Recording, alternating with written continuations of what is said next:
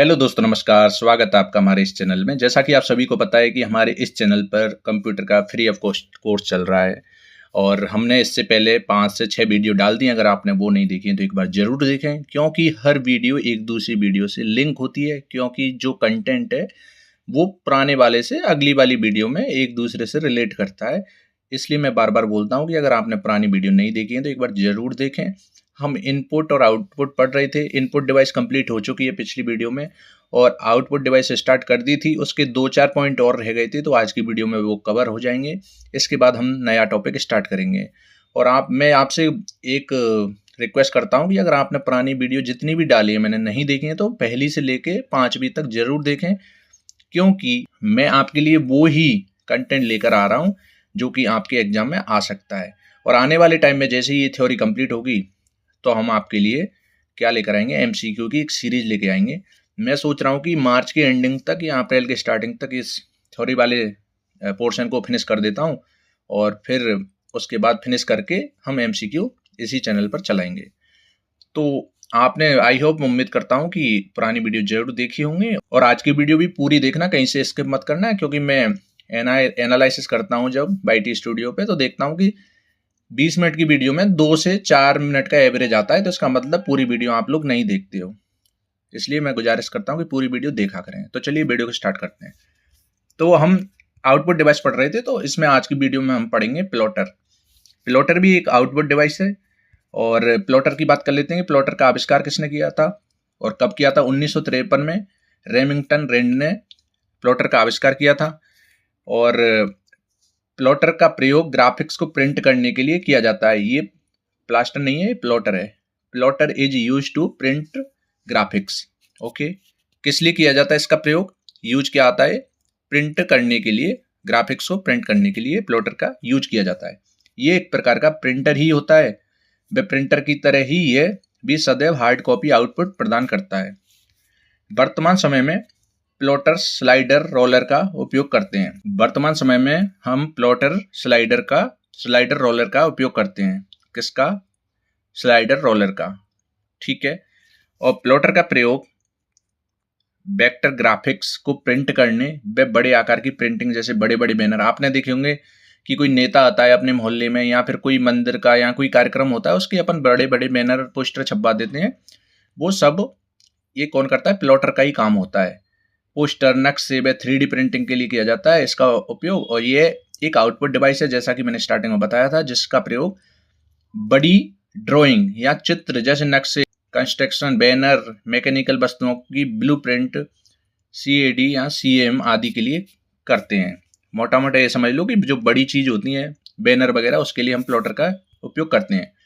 Graphical उच्च स्तरीय printing के लिए यूज प्लॉटर 2 प्रकार के होते हैं।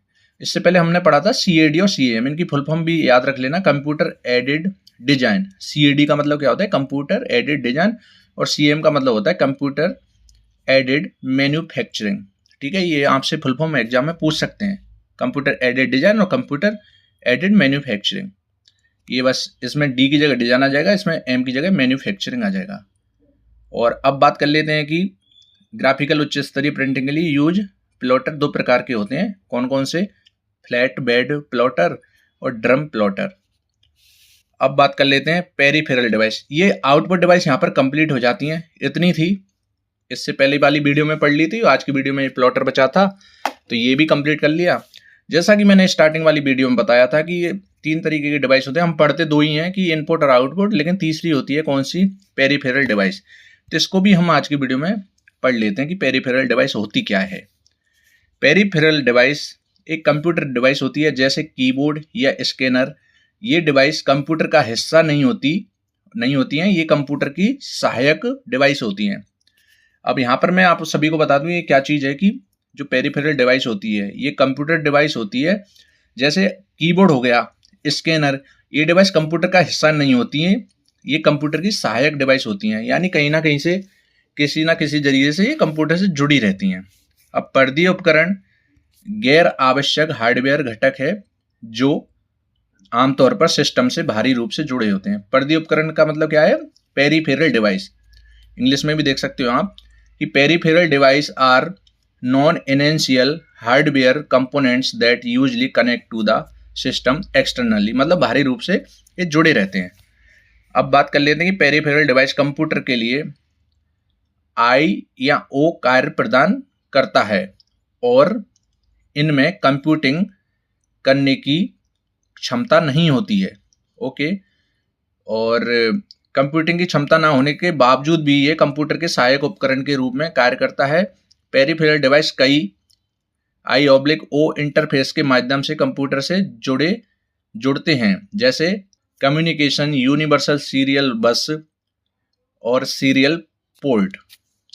टाइप ऑफ पेरिफेरल डिवाइस, यानी इसके प्रकार की बात कर लेते हैं, कितने टाइप की होती है। बेस्ड ऑन इंस्टॉलेशन और बेस्ड ऑन फंक्शन, स्थापना के आधार पर यानी इंस्टॉलेशन और फंक्शन के आधार पर। ठीक है, दो टाइप की होती है। तो बेस्ड ऑन इंस्टॉलेशन की बात कर लेते हैं।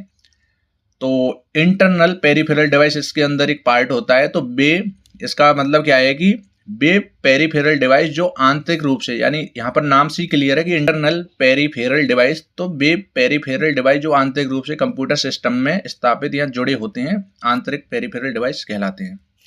जैसे कि एग्जाम्पल की बात कर लेते हैं, CD, DVD और रोम। CD, DVD, रोम, आंतरिक modem, internal modem, video card, optical disk drive, जैसा कि यहाँ पर मैंने मेंशन कर रखा है। ये क्या है कि इंटरनल पेरिफेरल डिवाइस हैं जो जुड़े होते हैं कंप्यूटर से कहीं ना कहीं। ओके, अब एक्सटर्नल की मतलब बाहरी। एक्सटर्नल पेरिफेरल डिवाइस जो बाहरी रूप से कंप्यूटर सिस्टम में स्थापित या जुड़े होते हैं, बाहरी पेरिफेरल डिवाइस कहलाते हैं। ओके, इतनी चीज समझ में आ गई होगी। जैसे कि कीबोर्ड हो गया, माउस हो गया, हार्ड डिस्क हो गई, प्रिंटर हो गए, प्रोजेक्टर हो गए, स्पीकर हो गए, ये बाहरी रूप से जुड़े रहते हैं। और इंटरनल में जो रैम वगैरह, मैंने रोम वगैरह बताए थे, वो इंटरनल से जुड़े रहते हैं। अब बेस्ड ऑन फंक्शन के आधार पर हम बात कर लेते हैं कि पेरिफेरल डिवाइस कौन कौन सी होती हैं। तो इनपुट पेरिफेरल डिवाइस, इसका मतलब है कि जिन पेरिफेरल डिवाइस का प्रयोग कंप्यूटर प्रणाली में डेटा को सेंड करने के लिए किया जाता है, उन्हें इनपुट पेरिफेरल डिवाइस कहा जाता है। जिन पेरिफेरल डिवाइस का उपयोग कंप्यूटर प्रणाली में डेटा को सेंड करने के लिए किया जाता है, उन्हें इनपुट पेरिफेरल डिवाइस कहा जाता है। जैसे कि माउस हो गया, कीबोर्ड हो गया, OCR, OMR, VCR, MICR, joystick. अब इनकी फुल फॉर्म बताने का कोई मतलब नहीं है, इनके बारे में डिटेल बताने की कोई ज़रूरत नहीं है, क्योंकि आप लोगों ने ये पहले पढ़ ली है इनपुट डिवाइस के अंदर। ओके, क्योंकि ये इनपुट पेरिफेरल डिवाइस है, तो इनपुट पेरिफेरल डिवाइस के अंदर कौन कौन सी चीज़ें आ जाएंगी जो इनपुट डिवाइस होगी। और अब बात कर लेते हैं कि जॉयस्टिक, ये आपने वैसे पढ़ रखा है, मैंने अभी इनपुट डिवाइस के अंदर बताया था। ये कारों के स्टिक शिफ्ट जैसा दिखता है, ये स्क्रीन पर ऑब्जेक्ट को नियंत्रित करता है। जॉयस्टिक एक इनपुट डिवाइस है जिसका उपयोग कंप्यूटर डिवाइस में कर्सर या पॉइंटर को गति को नियंत्रित करता है। ठीक है, ये इनपुट का उपयोग ज़्यादातर गेमिंग और कभी कभी ग्राफिक्स के कार्यों में किया जाता है। अब डिजिटल कैमरा की बात कर लेते हैं। डिजिटल कैमरा यह हमें इमेज को कैप्चर करने और इमेज फाइल के रूप में कंप्यूटर में ट्रांसफर करने की अनुमति देता है। छोटे आकार के डिजिटल कैमरे छोटी मात्रा में वीडियो कैप्चर कर सकते हैं। अब वेब कैमरा, ये क्या होता है? वेब कैमरा एक वीडियो कैमरा है जो कंप्यूटर या कंप्यूटर नेटवर्क पर अपनी छवि को दिखाता है। इसके लिए सबसे लोकप्रिय उपयोग वीडियो लिंक की स्थापना है, जो कंप्यूटर को एक वीडियो फोन या वीडियो कॉन्फ्रेंस स्टेशन के रूप में कार्य करने की अनुमति देता है।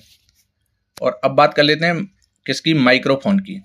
किसकी बात कर लेते हैं? यहाँ पर दे रखा है माइक्रोफोन। इसका उपयोग ऑडियो इनपुट डिवाइस के रूप में किया जाता है। माइक्रोफोन का कार्य माइक्रोफोन में वॉइस को दर्ज करना है। एक होता है हेडफोन, एक होता है माइक्रोफोन। तो माइक्रोफोन का कार्य क्या होता है कि माइक्रोफोन में वॉइस को दर्ज करना। अब आउटपुट पेरिफेरल डिवाइस, क्या आउटपुट पेरिफेरल डिवाइस? वे पेरिफेरल डिवाइस जिनका उपयोग कंप्यूटर सिस्टम में डेटा प्राप्त करने के लिए किया जाता है। वो इनपुट पेरिफेरल डिवाइस थी और ये आउटपुट है। आउटपुट में क्या होगा? डेटा प्राप्त होगा हमें, उन्हें आउटपुट पेरिफेरल डिवाइस कहा जाता है। जैसे मॉनिटर हुआ, प्रिंटर हुआ, प्लॉटर हुआ, प्रोजेक्टर हुआ, स्पीकर, GPS और ब्रेल रीडर। अब मॉनिटर यहाँ पर थोड़ा सा पढ़ लेते हैं, वैसे मॉनिटर हमने पढ़ रखा है। यह सबसे आम कंप्यूटर आउटपुट डिवाइस है। यह यूजर को इन्फॉर्मेशन को देखने के लिए डिस्प्ले बनाता है। इसे हम विजुअल डिस्प्ले यूनिट भी बोलते हैं। क्वेश्चन आ सकता है कि डिस्प्ले यूनिट किसको कहा जाता है? तो मॉनिटर को कहा जाता है। इमेज की अच्छी क्वालिटी पिक्सल पर निर्भर करती है। अगर इमेज की अच्छी क्वालिटी होगी या नहीं होगी वो पिक्सल पर निर्भर करती है। जितना अच्छा पिक्सल होगा डायग्राम चित्र हमें उतने ही अच्छे दिखेंगे। अब प्रिंटर की बात कर लेते हैं। प्रिंटर एक एक्सटर्नल हार्डवेयर आउटपुट डिवाइस है जो कंप्यूटर या अन्य डिवाइस पर स्टोर हुए इलेक्ट्रॉनिक डेटा को लेता है और इसकी एक हार्ड कॉपी तैयार करता है। ठीक है, प्रिंटर एक एक्सटर्नल हार्डवेयर आउटपुट डिवाइस है जो कंप्यूटर या अन्य डिवाइस पर स्टोर हुए इलेक्ट्रॉनिक डेटा को लेता है और इसकी एक हार्ड कॉपी तैयार करता है। ठीक है, अब प्रोजेक्टर, ये सारी चीज़ें हम पढ़ चुके हैं पिछली वीडियो में, लेकिन यहाँ पर पेरिफेरल डिवाइस आई है तो क्या यूज होते हैं क्या नहीं वो बात कर लेते हैं हम। ये एक मल्टीमीडिया प्रोजेक्टर एक कम्पैक्ट, हाई रेजोल्यूशन और फुल कलर प्रोजेक्ट होता है जो इमेज, वीडियो और ऑडियो कंटेंट को प्रस्तुत करने में सक्षम है। प्रोजेक्टर आपने थिएटर में इसका अच्छा एग्जांपल ले सकते हैं। थिएटर में जब मूवी देखी होगी तो वो प्रोजेक्टर के जरिए दिखाई जाती है। अब स्पीकर की बात कर लेते हैं। स्पीकर होता है, यह एक तरह का ध्वनि उपकरण होता है। यह हम सबको पता है कि ये ध्वनि यानी कि हमें साउंड देता है ये, जो कि गाने रिकॉर्डिंग आदि में काम आता है। ये लैपटॉप, MP3 प्लेयर आदि में भी इस्तेमाल होते हैं। आजकल तो स्पीकर ब्लूटूथ और USB की मदद से भी चलाने के काम में आते हैं। जैसा कि आप सभी को पता है कि हम ब्लूटूथ वगैरह जो लगाते हैं, ईयरबड्स, उनमें भी ये सब कुछ आता है। अब हेडसेट की बात कर लेते हैं। क्या किसकी? हेडसेट। एक होता है माइक्रोफोन, एक होता है हेडसेट। ये स्पीकर और माइक्रोफोन का एक संयोजन होता है। माइक्रोफोन में क्या आएगी? आवाज़ आएगी ओनली, लेकिन हेडसेट में आएगी और जाएगी। यह स्पीकर और माइक्रोफोन का एक संयोजन है। यह ज़्यादातर गेमर्स द्वारा उपयोग किया जाता है और VIP सॉफ्टवेयर का उपयोग करके इंटरनेट पर परिवार और दोस्तों के साथ संवाद करने के लिए भी बहुत अच्छा साधन है। आपने देखा होगा गेमर वगैरह इसी को लगा के लोगों से बातें करते रहते हैं। अब बात कर लेते हैं third number, storage peripheral device. वह पेरिफेरल डिवाइस जो कंप्यूटर द्वारा दिए गए डेटा को संग्रहित करने के लिए उपयोग किया जाता है उन्हें स्टोरेज पेरिफेरल डिवाइस कहा जाता है। कंप्यूटर द्वारा दिए गए डेटा को संग्रहित करने के लिए यानी कि उनको स्टोरेज करने के लिए उपयोग किया जाता है, उन्हें स्टोरेज पेरिफेरल डिवाइस कहा जाता है। और इसका प्रयोग डेटा को लंबे समय तक संग्रहित करने के लिए किया जाता है। इसके अंदर हम कंप्यूटर के ऑपरेटिंग सिस्टम एंड एप्लीकेशन के साथ साथ पर्सनल फाइल्स को भी स्टोर कर सकते हैं, जिनमें फोटोग्राफी, दस्तावेज, संगीत शामिल हैं। प्रत्येक कंप्यूटर में हार्ड ड्राइव होती है। हार्ड ड्राइव दो प्रकार की होती है, HDD और SSD। HDD का मतलब हार्ड डिस्क ड्राइव और SSD का मतलब सॉलिड डिस्क ड्राइव। ओके, इतना आपको समझ में आ गया होगा। और ये लास्ट पॉइंट है क्या? Flash drive. फ्लैश ड्राइव एक USB टाइप ए प्लग के माध्यम से कंप्यूटर और अन्य उपकरणों से कनेक्ट होता है। फ्लैश ड्राइव को हम USB डिवाइस और केबल के द्वारा कंप्यूटर से कनेक्ट कर सकते हैं। ठीक है, किसके? USB डिवाइस और केबल के द्वारा हम कंप्यूटर से कनेक्ट कर सकते हैं। किसको? फ्लैश ड्राइव को। ठीक है, ये था आज की वीडियो में, इतना कंटेंट था। इसमें हमने क्या पढ़ा? एक तो प्लॉटर पढ़ लिया जो कि एक आउटपुट डिवाइस होता है, उसके बाद हमने पेरिफेरल डिवाइस को पढ़ लिया। ठीक है, प्लॉटर पढ़ा और पेरिफेरल डिवाइस को पढ़ा। ये आज की वीडियो में इनपुट, आउटपुट और पेरिफेरल डिवाइस यहाँ पर समाप्त होती हैं, कंप्लीट होती हैं। इसके बाद हम या तो मेमोरी का चैप्टर लेके आएंगे या फिर MS वर्ड या MX एक्सेल जो भी है उसके अकॉर्डिंग मैं अगली वीडियो में बता दूंगा। और आज की वीडियो कैसी लगी कमेंट में जरूर बताएं। एक छोटी सी वीडियो थी तो मैंने सोचा कि ये भी कंप्लीट करा देता हूँ, जिससे कि हम नेक्स्ट टॉपिक स्टार्ट करें तो ये हमको बार बार ये ना लगे कि हमने पिछली वीडियो में यानी पिछले आउटपुट इनपुट में कुछ छोड़ा था। तो ये भी कराना जरूरी था। मैंने ये सोचा कि एक बार स्किप कर दूं, लेकिन इसमें भी काफ़ी इंपॉर्टेंट मटेरियल था, जैसा कि आपने वीडियो देख के पता लगा लिया होगा। तो हर वीडियो में कुछ ना कुछ इंपॉर्टेंट रहता ही है। एक बार आप नज़र मार लो, इसके बाद हम MCQ करेंगे तो आपको सारी चीज़ें याद हो जाएंगी। तो आई होप दोस्तों आपको ये वीडियो अच्छी लगी होगी। अगर अच्छी लगे तो लाइक, शेयर एंड सब्सक्राइब तो और बेल आइकन भी प्रेस कर देना ताकि आपको हर वीडियो का नोटिफिकेशन मिलते रहे। तो आज की वीडियो में इतना ही, मिलते हैं किसी नेक्स्ट वीडियो में। तब तक के लिए जय हिंद, वंदे मातरम।